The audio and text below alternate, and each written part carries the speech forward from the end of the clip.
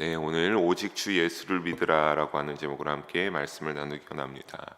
오늘 조금 읽은 본문이 조금은 길기는 하지만 우리 함께 이 새벽에 살펴보면서 은혜가 되고 여러분 결단이 있는 시간이 되기를 주님의 이름으로 간절히 소망하고 축복합니다. 오늘의 본문은 이전에 이제 사도 바울이 어떻게 했습니까? 귀신 들린 여종이 끊임없이 이들이 복음을 전하는 것에 따라올 때에 그 여종을 향하여서 예수님의 이름으로 귀신을 쫓아냈습니다. 그런 후에 일어나는 일들을 오늘의 본문에서 다루고 있는데, 사랑하는 성도 여러분, 이 여종을 치유하게 난 후에 일어나는 일들이 어떻게 보면 참으로 사도 바울과 실라에게 합당하지 않은 일들이 일어나는 것을 볼 수 있지만, 우리가 말씀을 한 절씩 보면서 또 그 가운데 우리에게 오늘날에 이 말씀을 통해 주시는 영적 교훈들을 살펴보고 나누고 결단할 수 있기를 다시 한번 주님의 이름으로 축복하고 소망합니다. 우리 먼저 19절을 다시 보게 되면 19절에 어떻게 합니까? 이들은 여종을 고쳐주었는데 여종을 고쳐주고 나서 이들이 어떤 일을 맞닥뜨리게 되었습니까? 이 여종이 오랜 귀신 들린 그런 사람이 귀신 들린 것에서 벗어나게 되면 기뻐해야 될 일인데, 이 여종의 주인들은 기뻐하기보다 돈을 우선으로 여기고 무조건 이 여종들을 통하여서 자신들의 경제적 이익과 수익이 되는 일이었기 때문에 거기에 가치를 둔 이 귀신 들린 여종들의 주인들은 한 인간이 귀신에서 해방된 것을 전혀 기뻐하지 않습니다. 기뻐하는 것이 아니라 오히려 자신들의 돈벌이가 끊어진 사실에 분노하여 사도 바울과 실라를 어떻게 하고자 합니까? 그 장터를 다스리는 관리들에게 붙잡아서 끌고 갔습니다. 그리고 뭐라고 고발하고 있습니까? 이 고발하고 있는 내용이 20절과 21절에 나오고 있습니다. 우리 다시 한번 함께 읽어보도록 하겠습니다. 상관들 앞에 데리고 가서 말하되 이 사람들이 유대인인데 우리 성을 심히 요란하게 하여 로마 사람인 우리가 받지도 못하고 행하지도 못할 풍속을 전한다 하거늘. 아멘. 자신들의 이익을 없어지게 만든 바울과 실라를 붙잡아 와서 그 장터의 상관이 되는 관리들에게 이들이 유대인인데 성을 심히 요란하게 하고 있다, 시끄럽게 만들고 있다라고 이 바울과 실라를 고발합니다. 그런데 특히나 우리가 여기에서 볼 수 있는 건 이들이 유대인이라 지칭하고 자신들은 로마인인데, 21절에 잘 보면 자신들이 로마인인데 구분하여 복음을 듣지 못할 잘못된 풍속을 전하고 있다라고 이들이 그 바울과 실라를 데리고 가서 고발하는 모습을 볼 수 있는데, 이들이 얼마나 이렇게 교묘하고 사악하냐면, 여기를 우리가 자세히 보면 그들은 사실 자신들의 분노가 일어났던 이유는 뭐였습니까? 이들이 분노가 일어났던 이유는 정말로 사도 바울과 실라가 복음을 전함으로 인하여서가 아니라 자신들이 데리고 있던 그 귀신 들린 여종이 끊임없이 사람들이 찾아올 때마다 점을 치고 일정의 돈을 받아서 자신들에게 수익이 되고, 당연히 이 여종들에게는 아주 조금의 액수만 줬을 겁니다. 그러면서 자신들의 그러한 수입이 되는 일들을 잘 뒤로 빼돌리고, 분노가 일어났던 이런 근본적인 원인은 뒤로 하고 죄를 오히려 만들어서 이 사도 바울과 실라에게 덮어 씌우는 사악한 자들의 교묘한 수법을 볼 수 있습니다. 이 말을 들은 주위 사람들과 관리들의 태도는 어떠했습니까? 22절에 보게 되면 처음에는 별말 없이 잘 그냥 듣고만 있다가 이 말을 듣고 나자 들은 무리들이 일제히 일어나서 이 사도 바울과 실라가 굉장히 잘못했다라고 같이 들고 나서 시끄럽게 고발하고 비난하기 시작했습니다. 그러니까 이 말을 듣고 장터들을 다스리던 그 상관되는 관리들은 어떻게 합니까? 바로 바울과 실라의 옷을 벗기고 매로 강하게 치라라고 명령을 내렸습니다. 아주 신속하게 이 부당한 재판은 빠르게 이루어 나가는 것을 볼 수 있습니다. 그냥 데리고 와서 거짓죄를 덮어 씌우자마자 옷을 벗기고 매로 냅다 치라고 하는 아주 빠르게 그냥 결단이 내어지는 그 모습들을 볼 수 있는데, 가만히 보면 바울과 실라는 손쓸 틈도 없고 어떤 변론하는 시간도 없었습니다. 그냥 무조건 데리고 와서 죄를 덮어 씌우니까 매로 냅다 치라고 하는 걸로 결단이 되는 것을 볼 수 있습니다. 왜냐하면 당시 마게도니아의 이 지역은 예수님 때와 다르게 어떠한 다스리는 로마 관리들의 그 결단하는 그 자녀들에 대한 상관들의 그 서열들이 정리되어 있는 것이 아니라 이 지역은 로마 관리의 영향을 크게 받지 않아서 이와 같이 어떻게 독단적인 결단을 해도 신속하게 결단을 낼 수 있었고, 이것이 부당하고 불법이어도 크게 영향을 미치지 않았습니다. 그리고 둘째로 뭐냐면, 당시 로마법에는 각 나라의 민족이 여러 민족들이 살고 있었는데, 문제는 그 각 나라의 민족들이 로마의 그 다스리는 지역에 와서 여기저기 다 사는 것은 허용이 되었고, 또 살아가면서 자신들의 종교를 가지고 살아가는 것은 상관이 없었습니다. 대신 문제는 뭐냐면, 그 종교를 타인에게, 특히나 이 로마인들에게 강요하는 행위는 로마법으로 금지되어 있었습니다. 그러니까 이 바울과 실라가 이러한 죄를 덮어 씌웠지만 당연히 처벌받을 수밖에 없는 그런 빠른 신속한 결과가 일어나게 되었던 겁니다. 참으로 안타깝습니다. 사도 바울과 실라가 이전에는 복음을 전할 때 똑같은 동족인 유대인들이 끊임없이 나와서 괴롭히고 핍박을 당하여서 이들이 복음을 전하는데 힘들게 했다면, 지금은 어떤 겁니까? 로마인들에게 매를 맞고 23절과 24절을 우리가 보게 되면 깊은 옥에 발에 착고를 채우고 갇혀 간수가 지키는 모습을 살펴볼 수 있습니다. 사랑하는 성도 여러분, 여기서 이 착고라고 하는 것은 이 일종의 그러한 형벌 도구인데, 엄밀히 말하면 고문 도구라고 보는 것이 옳다고 합니다. 그래서 이 고문 도구를 발에 채웠다라고 하는데, 이 착고를 발에 채우면 내 발을 내 멋대로 할 수 있는 것이 아니라 꼭 반드시 벌리고만 계속 있었어야 되는 아주 고통스러운 그런 게 하는 고문 도구였습니다. 하지만 그 중에도 참으로 얼마나 힘듭니까? 옷을 다 벗기고 매를 먹고 오고, 또 감옥에 갇혀서 착고를 발에 고문 도구를 채우고 있어서 얼마나 힘들고 온몸이 아프고 피도 나고 하지 않았겠습니까? 그렇지만 그 중에도 바울과 실라는 어떻게 합니까? 우리 22절에 보게 되면 그런 상황에서도 하나님께 기도하면서 찬송을 올려드리면서 감사를 올려드리는 모습을 볼 수 있습니다. 참된 그리스도인의 모습입니다. 매를 맞아 아프고 고문 도구를 발에 차고 있어서 너무나 힘들고 얼마나 고통스러운 순간입니까? 하지만 그 중에서도 바울과 실라는 그 깊은 옥 가운데 빛도 있지 않은 옥에서 하나님께 기도하며 찬송을 올려드렸습니다. 사랑하는 성도 여러분, 후회와 한탄이 아니라 기쁨이 이처럼 기쁨으로 나아가는 것이 참된 그리스도인의 모습인 줄로 믿습니다. 더군다나 절망의 장소에서 찬양과 기도하는 소리는 어떻겠습니까? 다른 죄수들이 그 소리를 들을 수밖에 없게 되는, 다른 죄수들이 그 상황을 알고 그들의 모습을 봤을 때 참으로 고통스럽겠다. 발에 저렇게 고문 도구를 채우고 저렇게 모든 옷을 다 벗겨내고 두드려 맞고 왔는데, 그런데 저렇게 찬양을 하고 기도를 한다라고 하니 모든 죄수들이 당연히 귀를 기울일 수밖에 없었습니다. 우리가 주님 앞에 범사에 감사하며 삶의 자리에서 또 세상 속에 참된 그리스도의 모습으로 살아가는 우리 모든 성도님들 되시기를 주님의 이름으로 소망합니다. 하나님은 이런 바울과 실라의 찬송과 기도를 듣고 응답하시기 시작합니다. 그래서 26절에 보게 되면 어떻게 됩니까? 갑자기 옥의 터가 흔들리고 지진이 나서 옥의 문이 모두 열리되고 뿐만 아니라 덩달아 바울과 실라 또 모든 죄수들의 매인 것들이 다 풀려나게 되는 그런 놀라운 일들을 하나님께서 직접 그 자리에 역사하고 행하여 주십니다. 갑자기 일어난 지진의 간수는 27절에 보게 되면 어떻게 했습니까? 자다가 놀라서 깨서 냅다 뛰어왔고, 모든 옥문들이 열려 있어서 야, 죄수들이 도망갔겠구나, 나는 이제 큰일 났다라고 생각하여 어떻게 하는 것을 볼 수 있습니까? 그가 칼을 뽑아서 직접 자결하려고 했습니다. 왜냐하면 당시의 로마법에는 만약에 죄수가 탈옥하였을 경우 지키던 간수가 그 죄수를 대신 당하여 죽임을 당하는 그러한 로마의 법이 있었기 때문에 어차피 죽을 목숨 내가 직접 죽어야겠다라고 그렇게 자결하려고 했던 겁니다. 하지만 이 칼을 빼는 모습을 보고 바울은 소리쳐 이 간수를 부르며 말합니다. 우리 28절과 29절 30절을 세 절을 함께 한 목소리로 읽어봅니다. 바울이 크게 소리질러 이르되 내 몸을 상하지 말라, 우리가 다 여기 있노라 하니 간수가 등불을 달라고 하며 뛰어들어가 무서워 떨며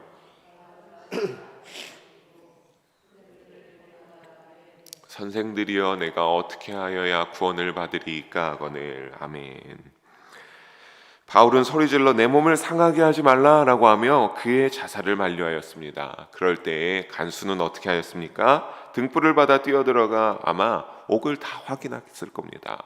옥에 정말로 이의 말대로 죄수들이 도망가지 않고 그대로 있는가라고 다 확인하고, 그렇게 확인하다 바울과 실라를 보았을 때 어떻게 했습니까? 참 모든 것이 풀어지고 옥문이 열렸음에도 다른 죄수들은 놀라서 이게 무슨 일인가 했을 때 바울과 실라는 의연하게 그냥 평안하게 앉아있는 그 모습을 보고 아마 어떠한 경외감이 들었던 것 같습니다. 그래서 그들을 둘을 데리고 나와 그 발에 착고를 풀어주고, 그리고 그 앞에 엎드려 뭐라고 합니까? 어떻게 해야 내가 구원을 받으리까? 라고 사도 바울과 실라에게 묻기 시작합니다. 사랑하는 성도 여러분, 이것은 정말로 옥의 문제 때문에 이 구원이라는 차원이, 내가 원래는 이제 이러한 일들이 일어나서 내가 정말로 내 목숨이 끊어져야 하는 그러한 일에 대해서 구원을 묻는 것인지, 아니면 이 사도 바울과 실라의 어떤 이러한 상황 속에서도 의연한 모습에 경외감이 들어서 묻었던, 정말 우리가 생각하는 그 구원의 어떠한 문제인지 확실하게 알 수는 없습니다. 하지만 우리가 여기에서 생각해 볼 수 있는 것은 칼을 빼어들고 자신의 목숨을 끊으려고 했던, 그런 죽음을 결심했던 사람의 입에서 터져나온 생명을 향한 질문이라고 하는 것은 결코 우연이 아니라고 하는 사실입니다. 참으로 기가 막히는 타이밍이라고 하는 것을 우리는 볼 수 있습니다. 그래서 사도 바울은 이러한 간수의 질문을 듣고 그 간수에게 대답합니다. 우리 31절을 함께 한 목소리로 읽어봅니다. 이르되 주 예수를 믿으라. 그리하면 너와 내 집이 구원을 받으리라고. 아멘. 가장 확실하고도 본질적인 중요한 대답으로서 주 예수를 믿으라. 그리하면 너와 내 집이 구원을 받으리라 라고 하고, 이 사도 바울은 본질적인 대답으로 복음을 선포하며 예수를 믿을 것을 이 간수에게 권합니다. 게다가 그 기회를 통해서 32절에 간수의 모든 가족이 어떻게 되는 것을 볼 수 있습니까? 간수 모든 가족이 나와서 복음을 듣고 그 집안은 하나님을 믿게 되는 그런 기회가 되었습니다. 이 기회를 통해 복음을 듣고 간수는 달라지기 시작합니다. 33절과 34절을 보게 되면 복음을 듣고 간수는 복음을 향하여서 받아들이고 회심하여 새로운 믿음의 사람이 되었습니다. 그래서 즉각적으로 행동하여 그 밤 그 시각에 어떻게 합니까? 바울과 실라를 옥에서 빼다가 그 모든 것을 잘 씻어주고 상처를 치료해주는 모습을 보고, 그리고 그들에게 맛난 음식을 대접하며 이 간수와 모든 가족이 자신들이 정결하게 되고 완전히 새로운 모습으로 나아가기 위하여 사도 바울에게 세례를 받는 모습을 볼 수 있습니다. 얼마나 이 놀라운 복음의 역사가 아니겠습니까? 간수는 자신에게 온 그 복음을 받아들일 수 있는 기회를 절대로 놓치지 않은 것을 볼 수 있고, 또 이러한 타이밍 가운데 사도 바울과 실라가 참 그 몸에 매를 맞고 발에 고문도구를 채우고 있는 상황 속에서도 복음을 전하여 이 간수와 그의 모든 가족들이 이방인이었음에도 새롭게 복음을 듣고 삶이 변화되는 그 모습을 본다면, 우리는 이 구원의 놀라운 하나님의 복음의 은혜를, 그 이 역사하심을 깨달을 수밖에 없습니다. 사랑하는 성도 여러분, 혹여나 우리도 삶의 자리를 살아가면서 우리가 믿는 자로서 그리스도인에서 살아가다 보면 나의 가까운 사람에게, 또 나의 가까운 사람 중에 믿음이 없는 사람인데 뜻하지 않게 내가 복음을 전하고 그에게 믿음을 알려줄 기회가 있을 때, 우리가 그런 구원의 기회가 타인을 향하여서 일어나게 됐을 때 놓치지 않아서 오늘 본문의 모습처럼 구원에 가져오는 큰 기쁨을 우리도 동시에 누리게 되기를 주님의 이름으로 축복합니다. 우리 35절과 36절을 본문으로 들어와서 함께 한 목소리로 읽어보도록 하겠습니다. 날이 새매 상관들이 부하를 보내어 이 사람들을 놓으라 하니, 간수가 그 말대로 바울에게 말하되 상관들이 사람을 보내어 너희를 놓으라 하였으니 이제는 나가서 평안히 가라 하거늘. 아멘. 날이 밝게 되었고 바울과 실라에게 어떠한 것이 작용되어서 어떤 이유 때문인지 모르지만 우리가 알 수 있는 건 뭡니까? 그 결정했던 사람들이, 상관들이 석방의 전가를 이들에게 날려보냈다라고 하는 사실입니다. 그래서 사도 바울과 실라를 석방하라 라고 해서 간수는 그들을 풀어주며 평안히 가라 라고 말하였습니다. 하지만 이 말을 듣고 37절에 보면 바울은 어떻게 합니까? 이 간수가 아니라 이 상관들, 이러한 석방의 전가를 날린 상관들을 향하여서 전하여 줄 것을 말하는데, 그 상관들의 태도가 참으로 마땅하지 않다라고 하는 겁니다. 자신들이 이러한 부당한 태도를 말하면서 여기에서 드디어 뭐를 받게 됩니까? 여러분 아는 것처럼 사도 바울도 로마인의 그러한 사람의 자격을 가지고 있던 자였습니다. 이 사도 바울이 그 나이 우리의 로마인을 향하여서 이렇게 부당하고 잊지도 않은 죄를 씌어 사형해도 되자라고 하면서 너희 상관들의 전하길 너희 상관들이 직접 데리고 와서 나를 이 감옥에서 친히 모시고 빼내어서 인도해 주어야 할 것이다 라고 말합니다. 이것은 어떻게 보면 뭡니까? 사도 바울이 조금은 이 어려운 것에 대해서 분에 차고 화가 나서 이와 같이 요청한 것으로도 알 수 있고, 또 상관들은 어떻게 되는 것을 볼 수 있습니까? 38절과 39절에 보게 되면 이 말을 들은 상관들은 로마인이라는 소리에 화들짝 놀라게 됩니다. 아니, 이 사람이 로마인이었다라고 하는 사실에 화들짝 놀라게 돼서 빨리 이들에게 와서 굽신거리면서 이 사도 바울의 말대로 이 사도 바울과 실라를 빼내어 친히 그들이 감옥에서 빼내어서 인도하고 성문 밖까지 배웅하여서 정중하게 우리의 성에서 떠나줄 것을 요청하는 것을 볼 수 있습니다. 왜냐하면 이들이 로마인이었기 때문에 그렇습니다. 이들을 데리고 바울과 실라를 데리고 와서 유대인이라고 했을 때는 당시의 유대인도 로마가 다스리고 있는 때였으니까 유대인들에게 막대해도 상관없었는데, 당시에 이 사도 바울이 로마인이라고 하는 것을 밝히는 것은 굉장히 중요한 그러한 순간이었습니다. 왜냐하면 당시 로마의 통치권 안에서 로마인을 불법으로 처벌한 경우에는 굉장히 무거운 형벌을 받았기 때문입니다. 그때까지는 사도 바울이 로마인인지 몰랐는데, 이 사도 바울이 내가 로마인인데 너희가 나에게 이렇게 부당하게 했다라고 하는 것은 로마인이 로마인에게 신속하게 또 재판이 빨리 이루어지지 않았습니까? 부당한 죄악들을 확인해 보지도 않고, 그런 것들을 만약에 로마의 법에서 걸리게 되면 로마의 신임인으로서 권리를 박탈당하거나 심하면은 그 사람들은 그런 부당한 처사를 행했기 때문에 사형까지도 당하였기 때문에 이들은 두렵고 떨리는 마음으로 그들의 요청대로 찾아와 마시고 성을 떠날 것을 정중히 요청한 것이며, 또 이렇게 떠날 것을 요청하는 것은 자신들의 실수를 은폐하기 위함이 하나가 있고, 또 다른 하나는 만약에 이들이 풀려나게 돼서 이 성에 계속 있게 되면 어떻게 하겠습니까? 이를 고발한 자들이 이들이 그냥 별일 없이 풀려난 것을 보고 다시 또 끌고 와서 시끄럽게 할 것을 알고 있어서 빌립보 성에서 떠나갈 것을 이들은 요청합니다. 그래서 사도 바울과 실라는 어떻게 합니까? 옥에서 나와 40절에 들어가서 40절에 보면 루디아의 집에 다시 들어가서 그 당시에 복음을 전해서 믿음이 있던 그 형제들을 만나서 오히려 위로하고 염려와 걱정을 덜어주고 떠나가는 모습을 볼 수 있습니다.